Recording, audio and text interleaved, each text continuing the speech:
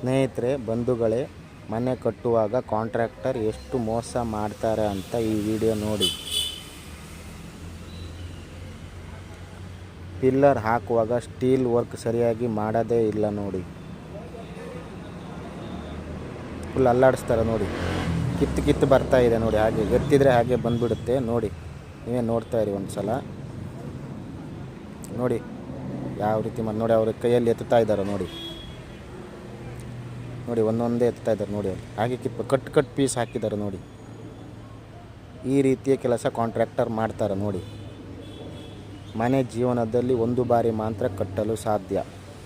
ಸರಿಯಾಗಿ ಯೋಚಿಸಿ ನೋಡಿ. ಹೇಗೆ ಕಟ್ ಪೀಸ್ ನೋಡಿ ಕೆಳಗಡೆ ಹಾಕ್ತಾ ಇದ್ದಾರೆ ನೋಡಿ. ಹೀಗಾಗಿ ನೀವು ಮನೆ ಕಟ್ಟಲು ಕಾಂಟ್ರಾಕ್ಟರಿಗೆ ಕೊಡುವ ಮೊದಲು ಯೋಚಿಸಿ. ಸರಿಯಾದ ನಂಬಿಕೆ ಉಳ್ಳ ವ್ಯಕ್ತಿಗೆ ಕೊಡಿ.